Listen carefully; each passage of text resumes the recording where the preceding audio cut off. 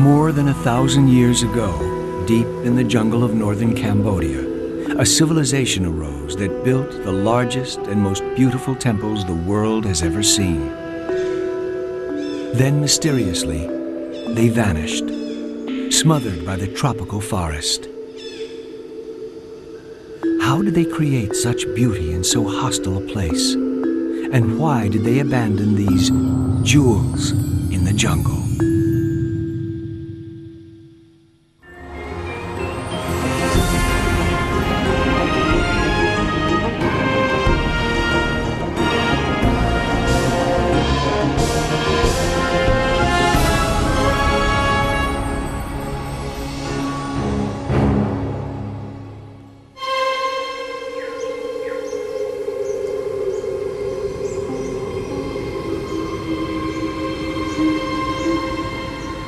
The ruins of this lost civilization are so remote that it wasn't until 1914 that European explorers discovered this temple. Called Bantay Shrai, the Shrine of the Women, this temple was built just over 1,000 years ago by the people who call themselves the Khmers. From their base in Cambodia, they dominated Southeast Asia. They were masters of stone carving, taking the local pink sandstone, carving every inch of it until no space was left undecorated. But Bantay Shrai is one of many temples that the Khmer created. From the 9th to the 14th century, they built hundreds of temples.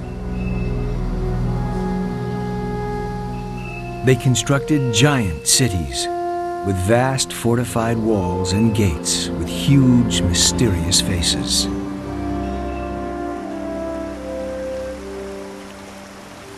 And the world's largest sacred building, Angkor Wat.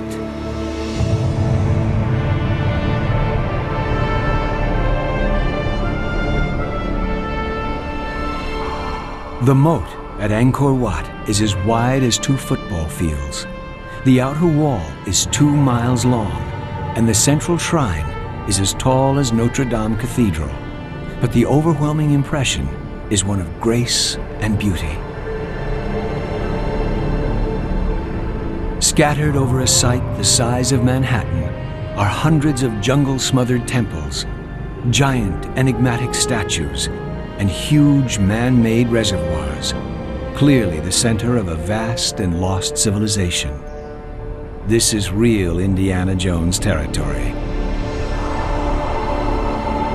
But how could anyone build such temples in dense tropical jungle? The answer lies in one of the most bizarre natural phenomena in the world. It's hard to believe, but every year this immense river, the Mekong, one of the largest rivers in the world, stops flowing south towards the sea, pauses, reverses, and flows north for several months into the heart of Cambodia. This water ends up in this giant lake, the Tonle Sap, which more than quadruples its size for 4 months each year, drowning whole forests of trees in the process.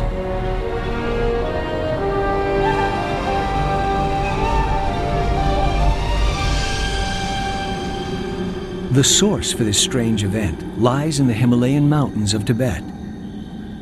When the winter snow melts, vast quantities of water rush southward to the sea. But when this deluge hits the shallow delta at the mouth of the Mekong, it can't all escape to the sea, and so the river backs up and the surplus pours into the Tonle Sap Lake.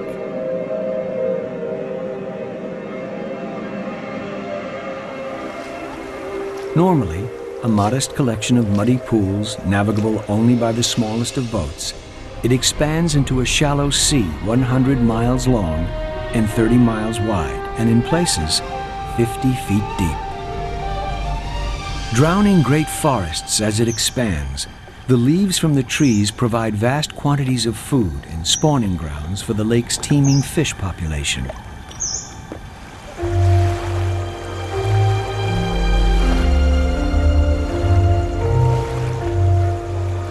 Floating villages on the lake move back and forth, moving miles every year as the lake grows and then shrinks. Harvesting the largest crop of freshwater fish in the world.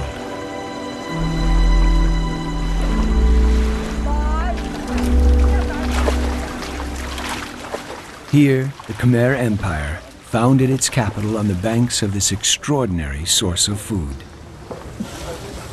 Just like the river Nile created Egypt, the remarkable Tonle Sap Lake created the glories of ancient Angkor.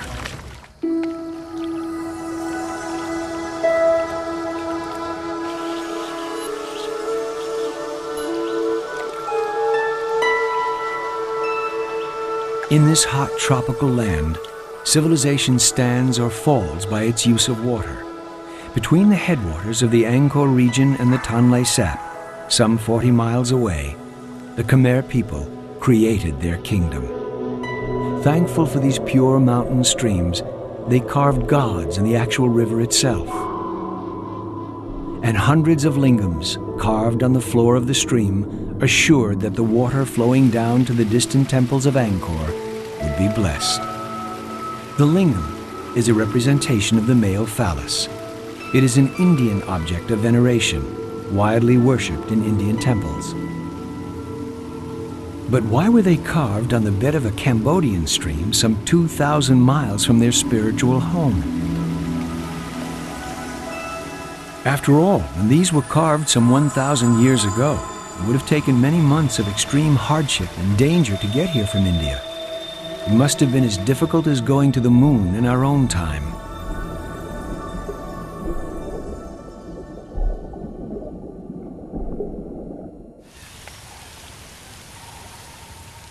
And why are all the shrines of Angkor filled not with local deities, but with the familiar gods of India?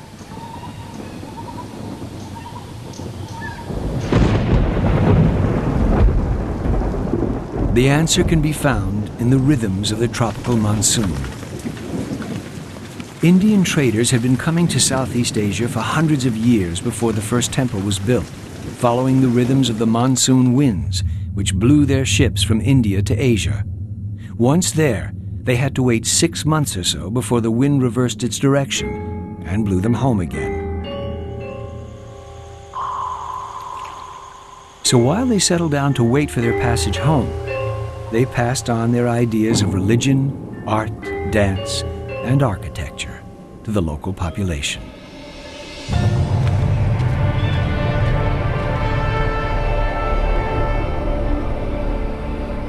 The Indian influence explains the layout of Angkor Wat. Because it was the home of a god, the temple and the vast entrance and long causeway leading to the central shrine had to be as splendid as possible. The endless corridors provide space for all the minor gods of India also living in the shrine.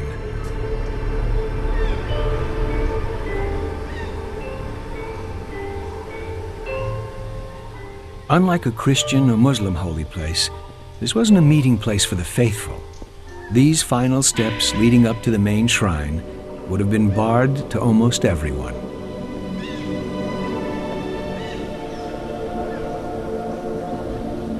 No great religious processions walked up here, just devout priests looking to the everyday needs of the god to anoint and clothe it afresh every morning.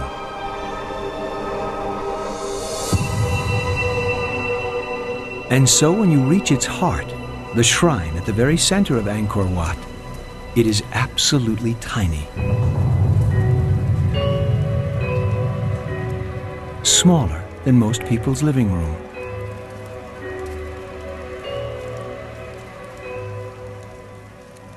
And unlike Greek or Egyptian ruins, these shrines are still holy places, worshipped every day by thousands of devout Buddhists.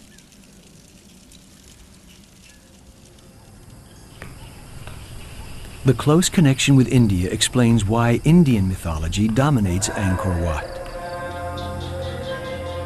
Endless miles of carvings tell both Hindu and Buddhist myths. Probably the most fascinating of all the stories is the churning of the Sea of Milk, where the gods work together to generate the elixir of life. Gods and demons compete in a cosmic tug-of-war, using a giant serpent as a rope. Vishnu, in the form of a tortoise, offers his back as a pivot for the churning. As this continued for 1,000 years, the fish and crocodiles underneath the pivot are cut into pieces by the turmoil. But it's all worth it, for one of the side effects of the churning is the creation of Angkor angels, thousands of beautiful female deities called Apsaras. Like angels, they lived in the sky, floating gracefully between the water and the clouds, feasting on the celestial elixir. They could change their shape at will and often visited mortals.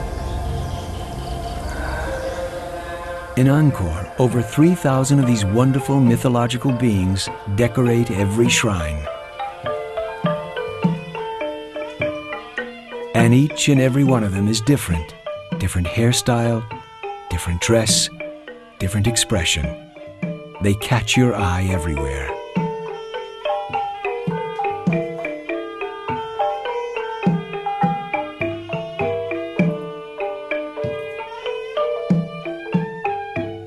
But the Apsaras didn't only exist in stone.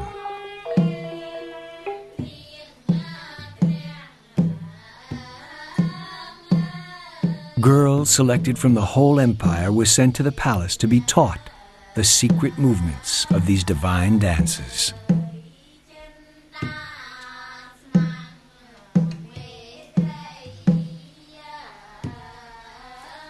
This ritual has its origins in southern India, but at the Khmer court, it became the root of all modern classical dance in Southeast Asia.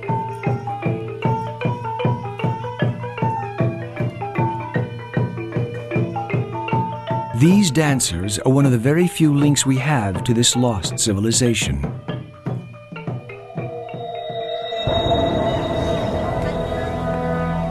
When the first Westerners reached the site, they found that the Cambodians had no records of their past. We think these buildings were once libraries filled with ancient manuscripts.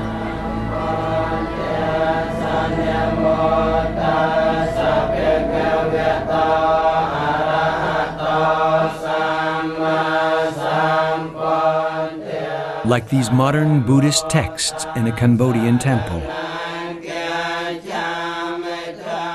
These holy books, written on strips of palm leaf, are the greatest treasure this Buddhist monastery possesses. They are used to teach the monks and have been carefully preserved through all the modern tragedies of Cambodia. But in a jungle climate, nothing made of palm leaf lasts very long. These texts are some of the oldest in Cambodia, but were created about the same time when the first American troops went into action in the First World War.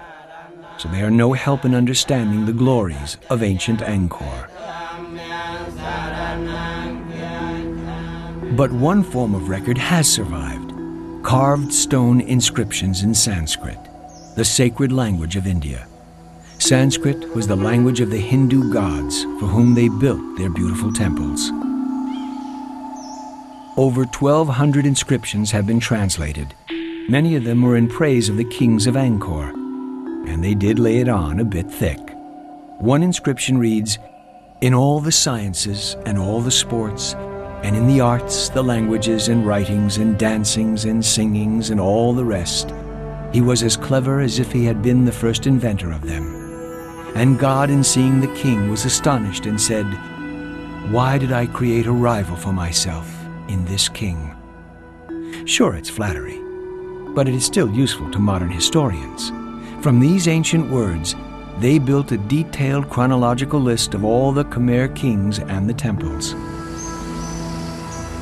This is how we know of the beginnings of the great Khmer Empire. Angkor's rise to greatness all began here in 800 AD. Among these sacred streams, an event occurred that would shape the Khmer Empire for the next 500 years. It was from India that the first great king of Angkor got the idea to crown himself not only as king, but as a god king. And if you were a god king, you have to do great things. First, he had to build a temple that was a copy of the home of the Indian gods, Mount Meru. But this wasn't easy. Mount Meru had 5 peaks, was surrounded by an ocean. So god kings constructed temple mountains with 5 towers, faithfully copying the Indian original. And inside the shrines was the symbol of the king's power, a stone lingam, a phallic symbol. The ocean around Mount Meru was mirrored by a moat. So at Angkor Wat, you have a gigantic moat surrounding a temple with 5 distinct towers. In addition to moats, Cambodian god kings built giant reservoirs. This one to the west of Angkor is 5 miles long, 1.5 miles wide, and contains enough water to fill 17,000 Olympic swimming pools. In a bizarre twist of fate, these magnificent achievements of the ancient Khmer world played their part in one of the 20th century's worst crimes.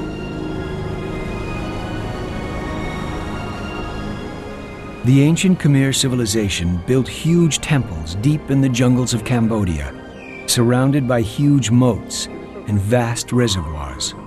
The great French archaeologist Bernard Grolier thought he knew what these reservoirs were for. They were part of a giant rice-growing system. But there is a problem. So far, no archaeological evidence has been found to back the theory. In recent years, water engineers like James Goodman have searched every inch of the reservoir walls looking for clues as to what they were for. He has not found a single ancient outlet from the reservoir into the surrounding fields. It begins to look like this vast area of water was used for something other than growing rice.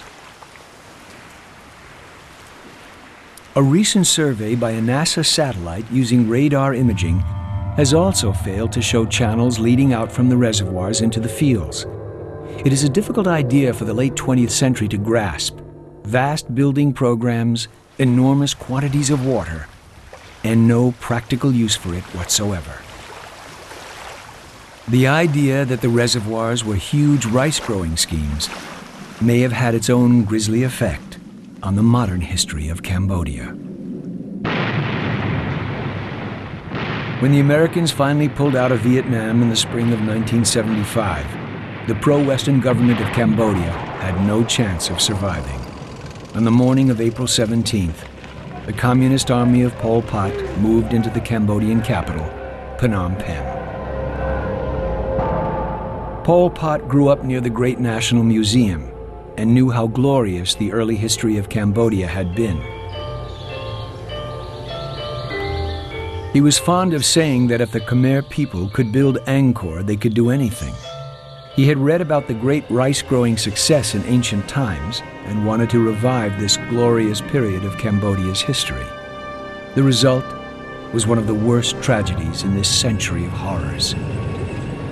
Within hours of Pol Pot's coup, the people of Phnom Penh and other cities were being told to leave their homes and march out into the country. Without exception, young or old, toddlers or disabled, sick or pregnant, were on their feet. For the next 4 years, the horrors of the killing fields continued, with almost everyone in the country forced to grow rice.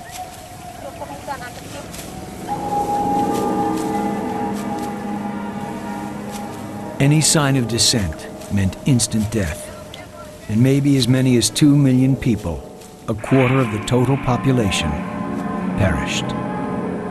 It was a tragedy based in part on the mistaken idea that the ancient reservoirs were giant rice-growing machines.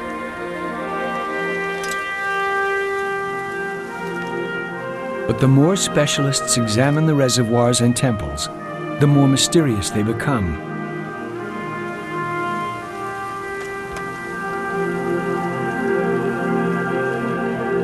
James Goodman has been taking precise measurements of the heights of all the ancient buildings. Okay, 1.365. This ruin was once an early ancient capital of the Khmer, but was soon abandoned. Why? James thinks he found the answer. The site is too low and would flood badly every few years. What the ancient Khmer kings were looking for was a site near to the expanding and contracting Tonle Sap Lake, but on high enough ground to stay dry even in the wettest of years.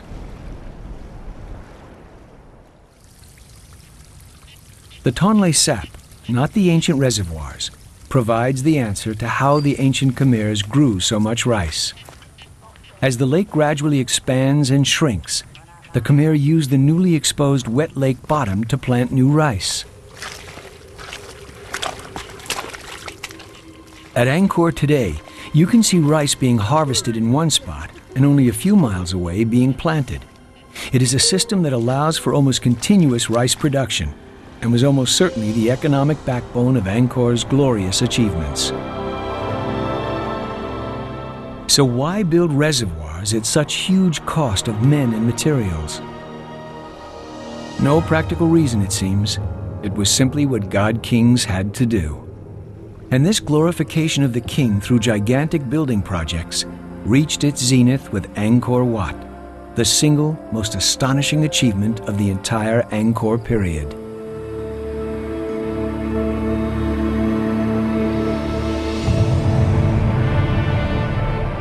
Angkor Wat, the greatest of all Khmer temples, was built in the middle of the 12th century, at the same time as Notre Dame Cathedral in Paris. As a building, it is as impressive as the Great Pyramids of Egypt, with its vast outer moat, causeway, and giant central towers, and as artistically distinctive as the Taj Mahal. Angkor Wat, the name simply means Temple of the Capital, is a glorious mixture of qualities. Its wide, smooth, grassy exterior is balanced by the sculpted loveliness of its carved interior. Its highest tower is as tall as any cathedral in Europe, and yet the building never overwhelms the visitor. And the final touch of genius, the towers all imitate the shape of the closed-up bud of a lotus flower.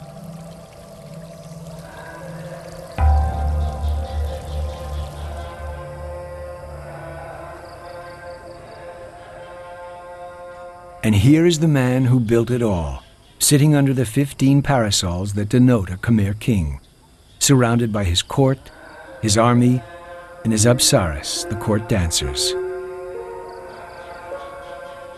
King Suryavarman spent most of his life atop of a war elephant fighting Cambodian's traditional enemy, the Vietnamese.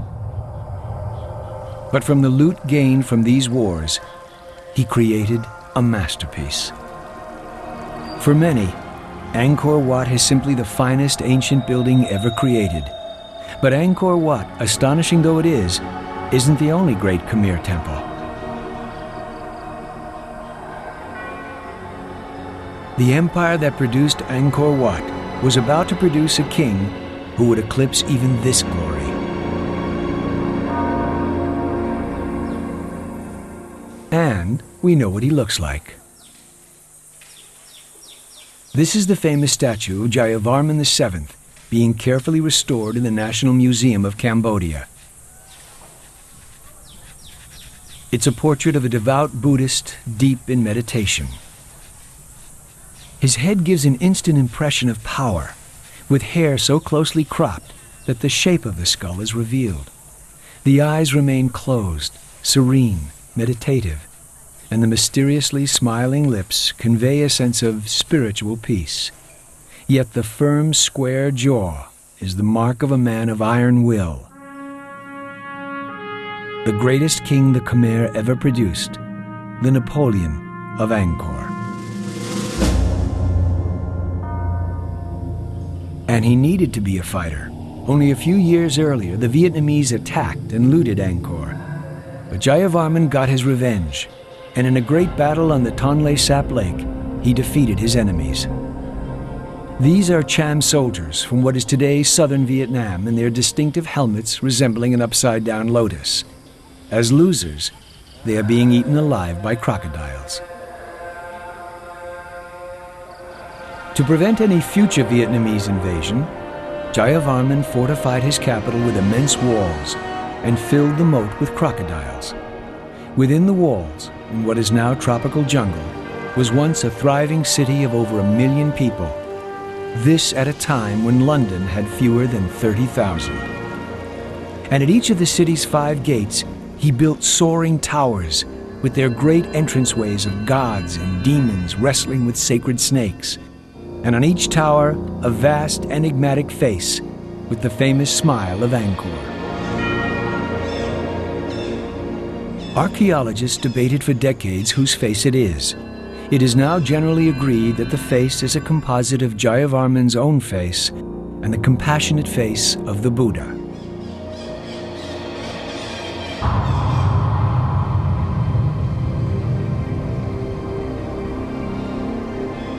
Right at the center of his city of Angkor Thom, the greatest of all Khmer kings, Jayavarman VII, built his temple mountain, the strangest of them all.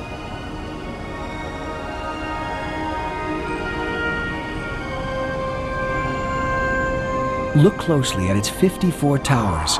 Staring down at you are 216 large faces carved in stone, all Jayavarman. The faces with slightly curving lips, eyes placed in shadow by lowered lids, utter not a word, and yet force you to guess much, wrote a visitor here in the 1920s. Around the time the Magna Carta was being signed in an English meadow, Khmer sculptors were carving these heads, some of the greatest works of art ever created. A century ago, a French visitor wrote, "I shudder suddenly with an indefinable fear as I perceive falling upon me from above a huge fixed smile, and then another smile again, beyond, on another stretch of wall, and then 3, and then 5, and then 10. They appear everywhere, and I realize that I have been overlooked from all sides by the faces of the quadruply faced towers." The heads, with their friendly yet ironic smiles, make the Bayon Temple an extraordinary building to ponder in the daylight. But at night, under a full moon, it becomes a temple from another world, built by aliens, whose ideas and conceptions are entirely unfamiliar and strange to the 20th century.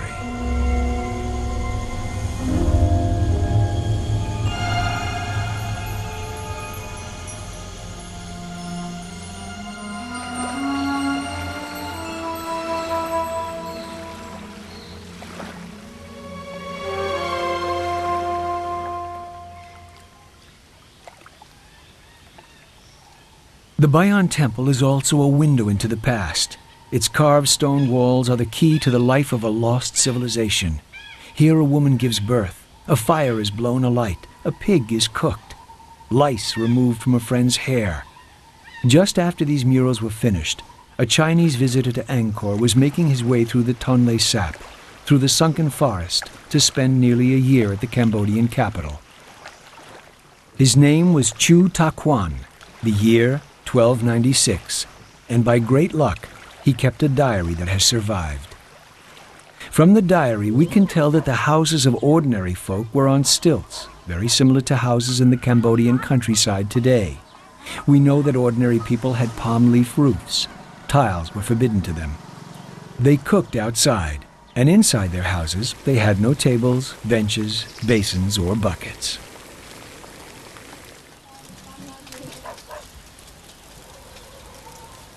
Evil spirits were so prevalent in everyday life that parents would never give a beautiful name to their children. On the contrary, they would call them bracelet, cooking pot, or even dog or pig to discourage and disgust ill-disposed spirits. And what's so amazing is how little has changed since he described the everyday life of 800 years ago. Thanks to Chu's diary, we know what happened here when you tried to enter Angkor. Guards were placed at each of the city's 5 gates to closely examine the feet of those wishing to enter the city. Why? Well, criminals had their toes chopped off.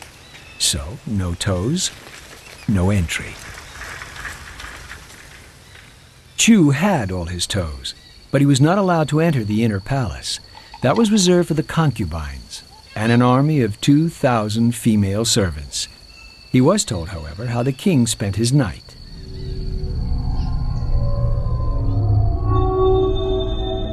By the palace rises a golden tower, which the ruler climbs every night to sleep.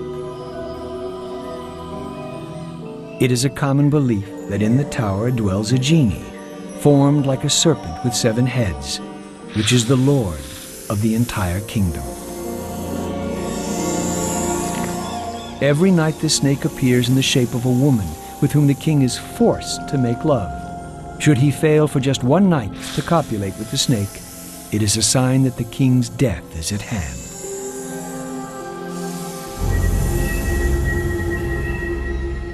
He also had a strange tale to tell about these towers, still standing 800 years after he wrote about them. If 2 men are in a dispute about something, they are both imprisoned in one of the towers for several days.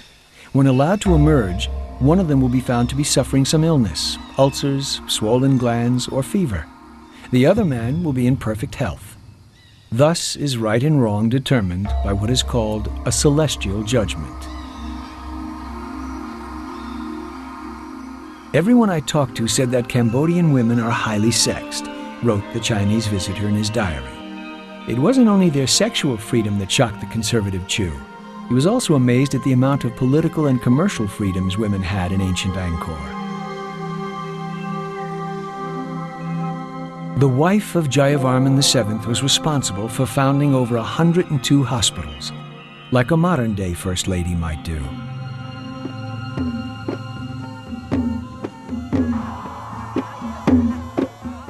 Chu also refers to the ancient practice of using sorcerers to heal the sick, probably referring to a ritual still practiced in the Cambodian countryside to this day. The healer dances herself into a trance and then changes into the clothes of the spirit whose help she is trying to invoke.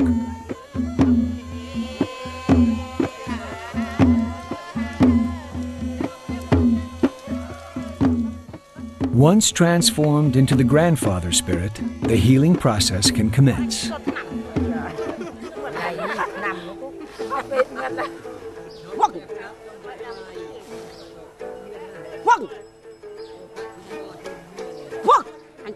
It may take several sessions for the cure to work, but mediums like this have a high success rate and a long list of patients awaiting cures. Chu is the only witness we have to this vanished age. No other written record of everyday life has survived, and from his diaries, we can glimpse the magnificence of ancient Angkor. But by Chu's time, it was a culture facing catastrophe.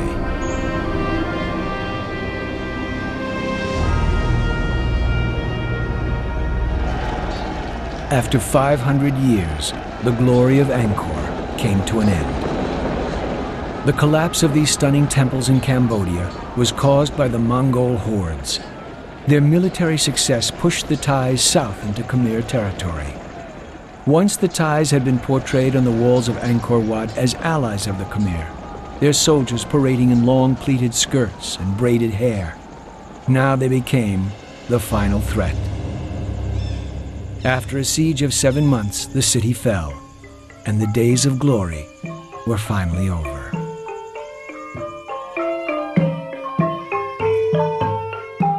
After this siege, the Thai victors carried off the entire dance corps of the city, which is where one can trace the beginnings of classical Thai dance. As northerners, they wore thicker court dress than the more tropical Khmers. That's why today both Thai and Cambodian dancers wear the court dress of Thailand rather than that of the Khmers, whose topless dancers are represented in thousands of carvings and statues.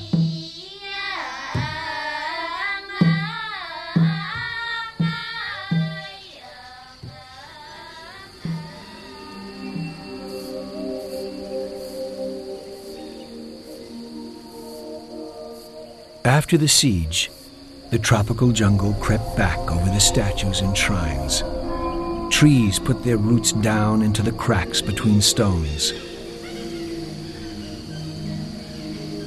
And as the centuries passed, the roots became vast, pushing aside great blocks of stone as though they were weightless. It has been said temples were held in a stranglehold of trees. Stone and wood clasp each other in grim hospitality.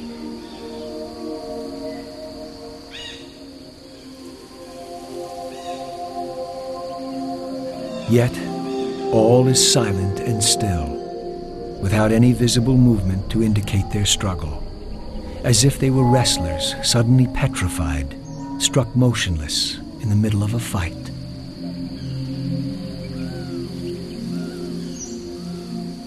But the rounds in this battle were not measured by minutes, but by centuries.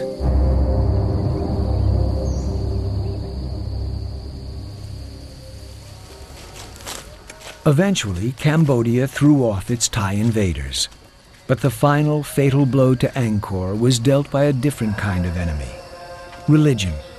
In a land exhausted by war and overambitious building programs, the people were ready for a new message. And it came in a new, kinder form of Buddhism. These new priests didn't require great temples to be built, and shared the poverty of the Cambodian peasant. Just as the new Christian cult of simplicity undermined Roman imperial glory, so the new Theravada school of Buddhism offered a gentle religion of resignation, well suited to an exhausted and discouraged people.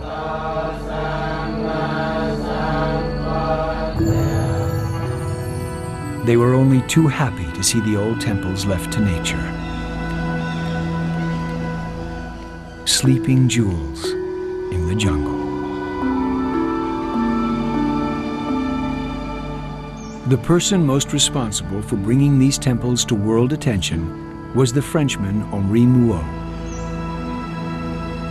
A brilliant amateur artist, his lively and accurate drawings of his 1860 expedition brought the scholarly world's attention to focus on the temples of Angkor.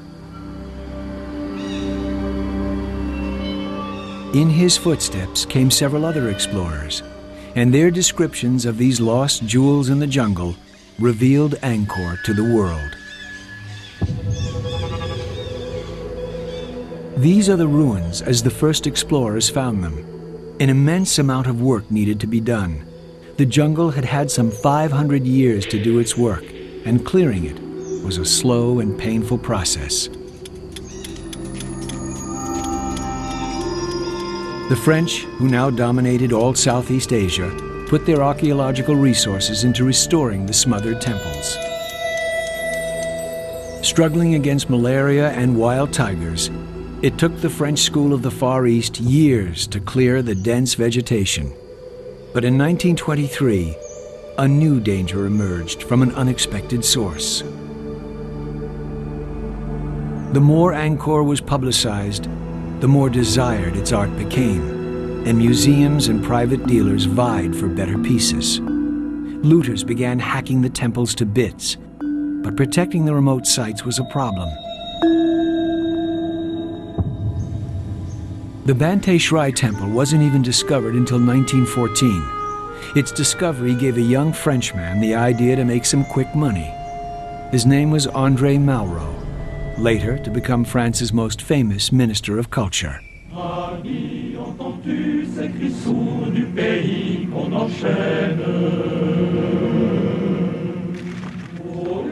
He was considered to be one of Europe's greatest promoters of arts and culture, and when he died, he was buried as a hero. But in 1923, that was a long way ahead, and young Malraux was broke. The temple was a jungle-covered ruin in those days, but Malraux noticed that if he broke off these corner blocks, he would have 2 statues for the price of 1. Using, as he later wrote, saws and chisels on any blocks that remained wedged in the walls, Malraux hacked out the corner blocks as well as several roof ornaments from the upper stories. Then he loaded all the blocks onto ox carts for the journey back to civilization. Luckily for the temple, Malraux was caught and the blocks returned to their rightful place. Malraux himself was tried and convicted, and the incident led to a general tightening of the laws to protect the temples from future thieves.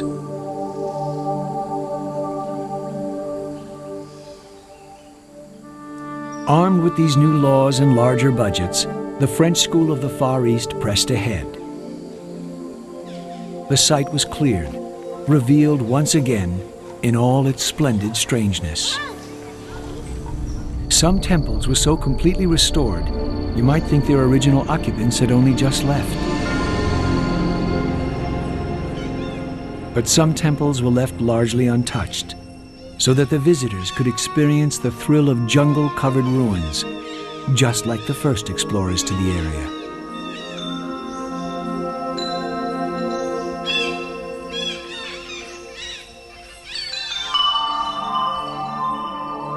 Their most ambitious project was the restoration of the Bapauan, a typical pyramid temple whose foundations were very unstable. The only way to save the temple was to dismantle all the outer stones, lay them around the temple, and put it all back together again like a giant jigsaw puzzle.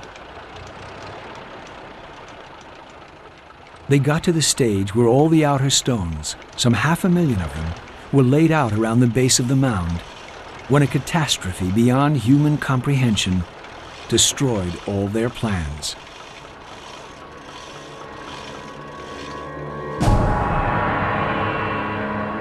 All that is left of the great civilization of the Khmer are their mysterious jungle-shrouded temples. In the 20th century, the French labored for years restoring these jewels in the jungle. Then, in 1975, Cambodia's Holocaust had arrived in the shape of Pol Pot and his victorious soldiers. A disaster for both people and monuments. All foreigners were expelled. All work at Angkor ceased. Working for the French was an automatic death sentence. And of the 1,000 Cambodians who had worked at conserving the temples, only 2 were alive when Pol Pot's reign of terror came to an end. Most victims were first tortured near here, and their bodies scattered on the outer fringe of the Angkor Conservation Area. This memorial stands as testimony to their fate. And a Buddhist monastery has been built over their bones. Day and night, the monks pray for the souls of the men, women, and children who fell foul of one of the 20th century's worst crimes. After the Vietnamese deposed Pol Pot, civil war prevented anyone from returning to Angkor for many years. And when they did, they faced a very 20th century problem.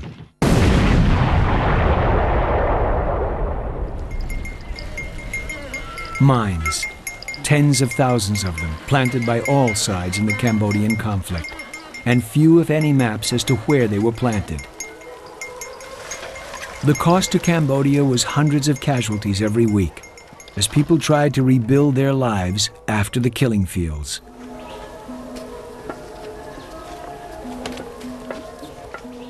But slowly and surely, thanks to the work of groups like Princess Diana's Halo Trust, demining teams are getting on top of the problem.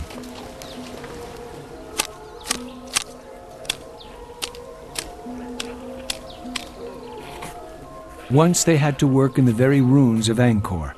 Now, having cleared that, they've moved on to new areas. Carefully probing every inch of earth, an ancient village is searched and cleared of mines.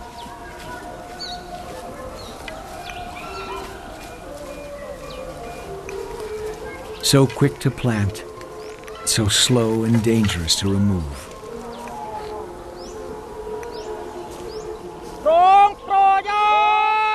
But once found, Another mine joins the many tens of thousands already destroyed.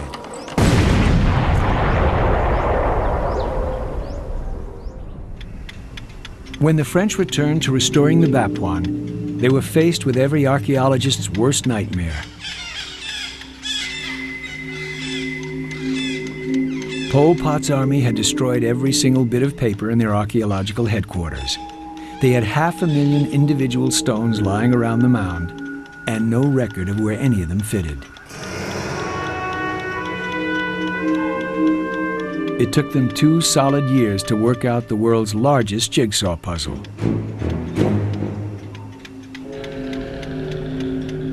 First, they had to clear the area of landmines, then cut down the jungle to get at the stones, and then make a drawing of each individual stone.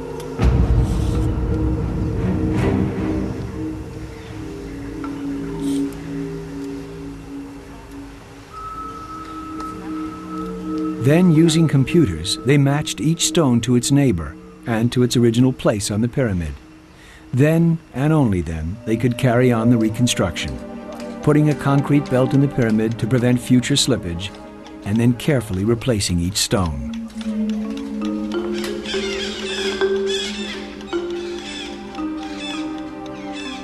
Eventually, 40 years from the day they started, they will have brought the Bapauan back to its original glory.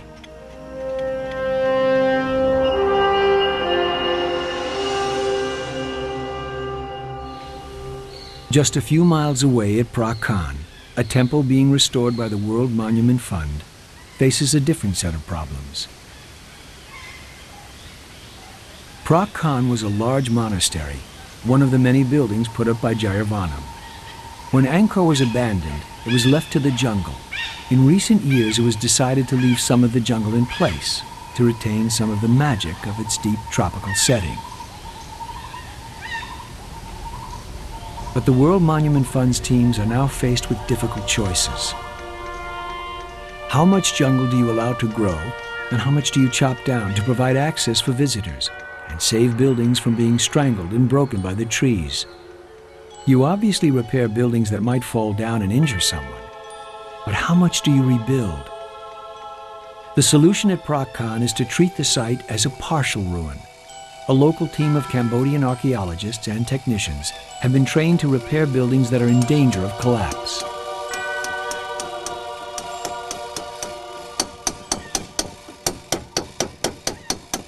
But using only a minimum of concrete and high-tech solutions.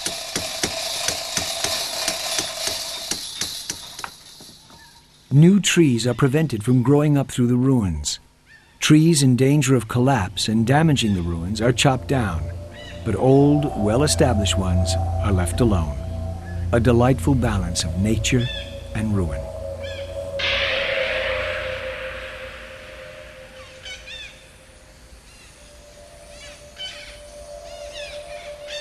But the dangers of the future are all too clear at Phra Khan. Collectors are hungry for the newly fashionable and expensive Khmer art. During Cambodia's recent political troubles, many statues were crudely attacked in an attempt to steal their heads for foreign collectors. Here, looters started their work, but were interrupted, and the statue saved. For the moment.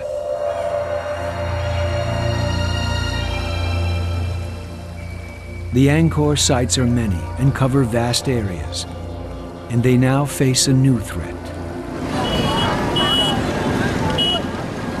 Their very popularity. As Cambodians put their nightmare years behind them, more and more tourists, both foreign and Cambodian, are flooding in, carving their initials over some of the greatest art ever created, wearing away staircases walked by priests of long ago, and leaving reminders of an all too modern world.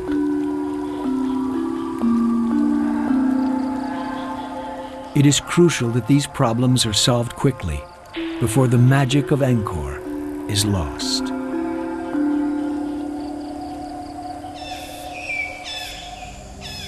Search among the ruins, but you will find no lost science, no undiscovered ethics. Unlike China, the elusive Khmers left us no record of their administrative genius. Unlike India, no philosophy or religion. But here at Angkor, art and architecture reached their finest expression.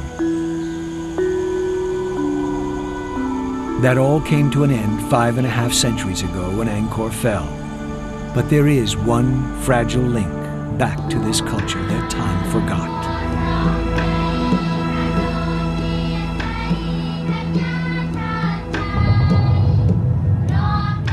This little girl is going to be the greatest dancer of her generation, just like her mother.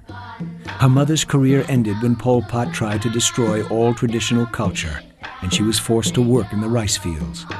If her guards had known of her past, it would have meant instant execution.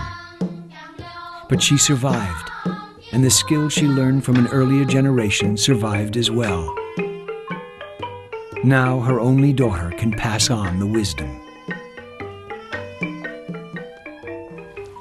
The Angkor ruins have survived as well, despite Pol Pot, and despite the theft of its statues, despite the tourists and the tropical climate. It is still the most beautiful and most exotic ancient site in the world.